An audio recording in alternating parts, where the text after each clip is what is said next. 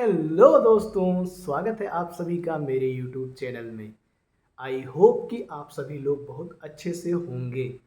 दोस्तों, मैं आज बात करने वाला हूँ एक बहुत ही भयानक बीमारी के बारे में, जिसको हम हिंदी में मधुमेह कहते हैं और अपनी आम भाषा में, हमारी अपनी बोलचाल की भाषा में उसे मधुमेह कहते हैं और इंग्लिश में उसे डायबिटीज़ कहते हैं।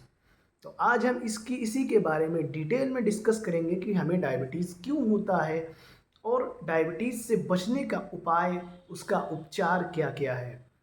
तो दोस्तों, हमारे बॉडी में, हमारे ब्लड में एक ग्लूकोज़ का एक लेवल मेंटेन होना चाहिए, जिसका blood glucose level, fasting blood glucose यानी फास्टिंग मतलब जब हम सुबह में जिसको नापते हैं, सुबह में अगर हमने अपने ब्लड में ग्लूकोज़ का लेवल नापा, अगर वो 140 से 150 तक के रेंज में आ रहा है, तो इसका मतलब हमें डायबिटीज़ होने की संभावना है।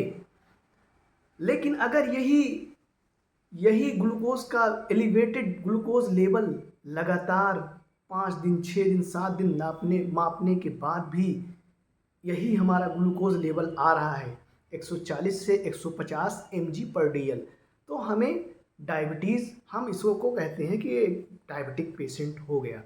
अब डायबिटीज़ भी 2 प्रकार के होते हैं।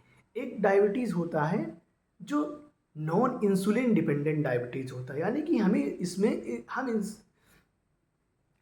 इसमें मतलब कि हमारे अंदर जो इंसुलिन होता है, वो इंसुलिन तो बन रहा है, लेकिन वो इंसुलिन का यूटिलाइजेशन नहीं हो रहा है।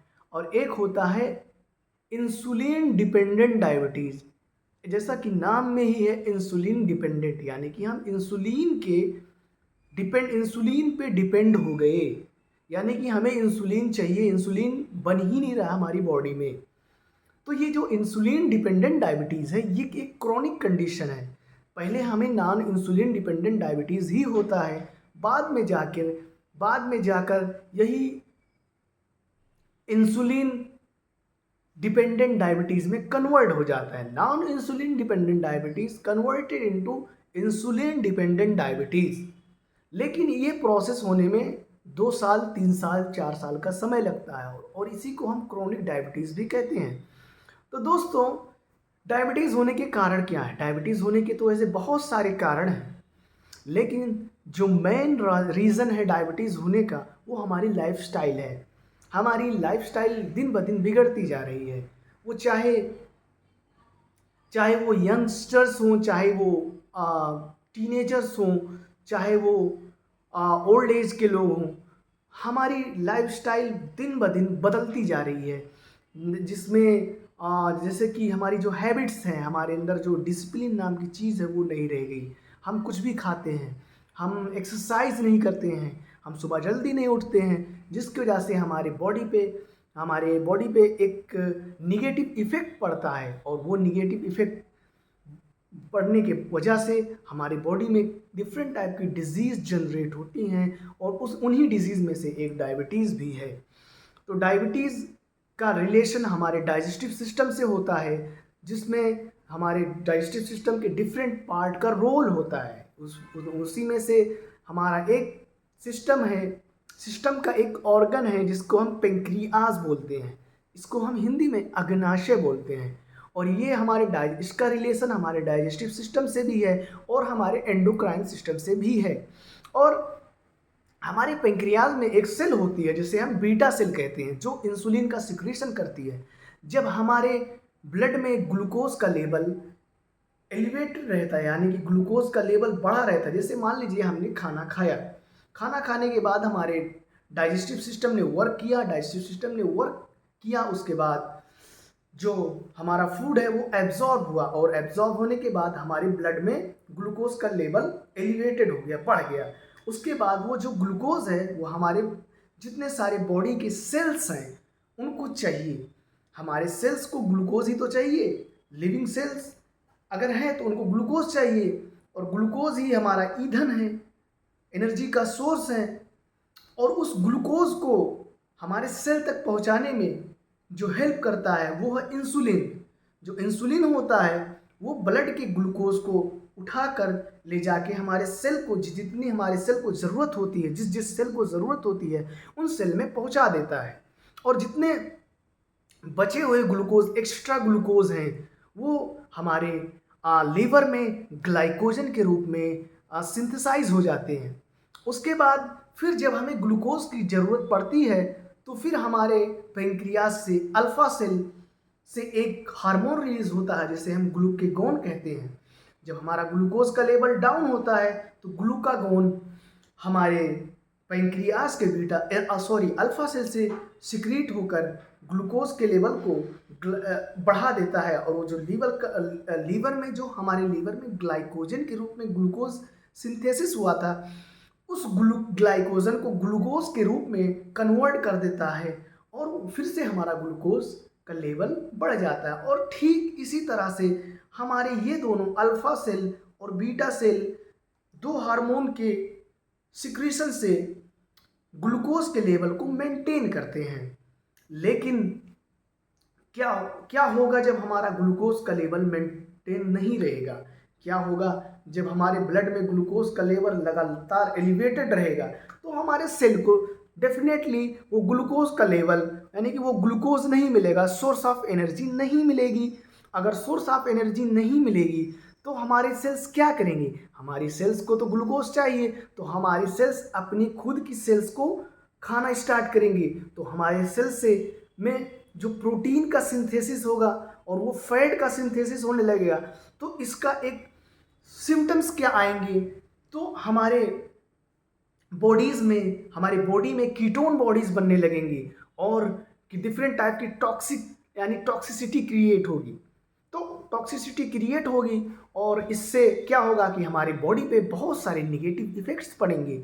और उन निगेटिव इफेक्ट्स में एथेरोस्क्लेरोसिस है, जो एक ऐसी बीमारी है जिससे हमारे हार्ट से रिलेटेड डिजीज़ है ये, और हमारे आर्टरी में या फिर हमारे हार्ट की आर्टरी में हो या फिर हमारे बॉडी की आर्टरी में ब्लॉकेज क्रिएट हो जाता है, और जिसकी वजह से हमें बहुत सारी हार्ट से रिलेटेड बीमारी हो जाती है, जिसे हम कहते हैं जिससे ब्लड प्रेशर कहा जाता है, जिससे ब्लड प्रेशर होता है, और मायोकार्डियल इन्फ्रैक्शन, बहुत सारी डिफरेंट टाइप की हार्ट रिलेटेड डिजीज़ हो जाती हैं। ये एक क्रोनिक डायबिटिक पेशेंट के सिम्टम्स हैं। और इसकी सबसे जो भयावह, जिसको हम भयानक जो इसका सिम्टम है वो है किडनी फेल्योर। दोस्तों, आपने तो कि बहुत लोगों को देखा होगा कि जिनको कहते हैं कि भाई इनका खून चेंज होता है 7 दिन में, 8 दिन में। तो उसमें क्या होता है? उसमें यही होता है कि हमारी किडनी जो है वो ब्लड को फिल्टर नहीं कर पाती। किडनी का काम क्या होता है? किडनी का काम यही होता है कि जो हमारा ब्लड में टॉक्सिन्स हैं उसको फिल्टर करके फिर से नए डीऑक्सीजनेटेड से ऑक्सीजनेटेड ब्लड को फिर से हमारे बॉडी में पहुंचाना। और जब हमारा डीऑक्सीजनेटेड ब्लड ऑक्सीजनेटेड ब्लड में नहीं कन्वर्ट हो पाएगा, यानी कि deoxygenated blood in the sense कि उसमें कीटोन बॉडी, उसमें बहुत सारी ऐसी अशुद्धियाँ होती हैं जो हमारे ब्लड में मौजूद होती है और उसको किडनी फिल्टर करती है। और किडनी फिल्टर नहीं करने में अगर असमर्थ हो गई तो क्या होगा? हमारे बॉडी में टॉक्सिन्स की मात्रा बढ़ेंगी, और जब टॉक्सिन्स की मात्रा बढ़ेंगी तो जाहिर सी बात है कि हम लाइफ में सर्वाइव नहीं कर सकते। और इसके लिए हमें अपनी किडनी को स्वस्थ बनाना होगा। और अगर हमारी किडनी स्वस्थ नहीं रहेगी तो हमें इसके लिए डायलिसिस की ज़रूरत पड़ती है। और जब डायलिसिस की ज़रूरत पड़ती है तो डायलिसिस में क्या होता है? यही जो हमारे किडनी का वेस्ट होता है वो फिल्टर होकर दोबारा हमारे बॉडी में जाता है। तो दोस्तों, ये सब डायलिसिस, ये सब सारी कंडीशंस हैं, ये क्रोनिक कंडीशंस कैसे हो जाती हैं? ये सब इसलिए होती हैं कि जब हमें डायबिटीज़ होता है, हमने दवा तो खा ली, दवा तो डॉक्टर ने दे दी, लेकिन दवा खाने के बाद हमने अपने लाइफ में जो हमारी लाइफस्टाइल है उसको हमने चेंज नहीं किया। अपने लाइफस्टाइल को अगर हम चेंज नहीं करेंगे तो हमारी डायबिटीज़ धीरे धीरे बढ़ती चली जाएगी और हम दवा पे डिपेंड होते चले जाएंगे। तो एक टाइम ऐसा भी आएगा कि हम इंसुलिन डिपेंडेंट डायबिटिक हो जाएंगे, हमें इंसुलिन पे डिपेंड रहेगा, और उसका लास्ट ऑप्शन यही रहेगा कि हमें इंसुलिन लेना पड़ेगा। और इंसुलिन, आपको पता है कि इंसुलिन हम डायरेक्ट माउथ के थ्रू, ओरल रूट के थ्रू नहीं ले सकते, इंसुलिन हमेशा हमें इंजेक्शन के थ्रू लेना पड़ता है। तो दोस्तों इन सभी चीज़ों से बचने के लिए हमें अपनी एक अच्छी लाइफस्टाइल बनाने की ज़रूरत है।